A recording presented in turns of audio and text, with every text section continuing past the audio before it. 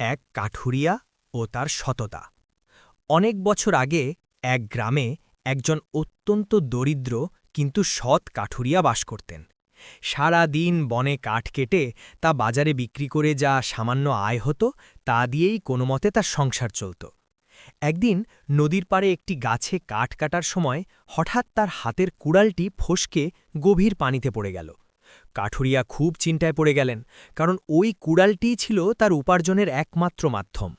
তিনি নদীর পাড়ে বসে আল্লাহর কাছে সাহায্য চাইতে লাগলেন।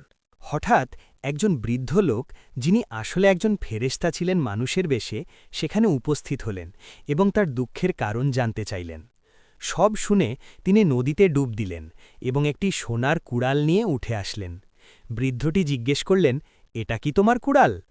কাঠুরিয়া বিনয়ের সাথে বললেন, না, এটি আমার নয়।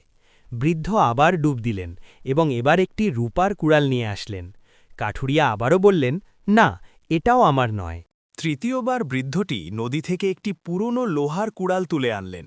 কাঠুরিয়া খুশিতে চিৎকার করে উঠলেন, হ্যাঁ, এটাই আমার কুড়াল। কাঠুরিয়া এমন সততা দেখে বৃদ্ধটি মুগ্ধ হলেন। তিনি কাঠুরিয়াকে তার লোহার কুড়ালের পাশাপাশি উপহার হিসেবে সোনার এবং রূপার কুড়াল দুটিও দিয়ে দিলেন। কাঠুরিয়া তার সততার কারণে অভাব থেকে মুক্তি পেলেন। গল্পের শিক্ষা: সততা ও আল্লাহর উপর ভরসা মানুষকে কখনোই বিফল করে না।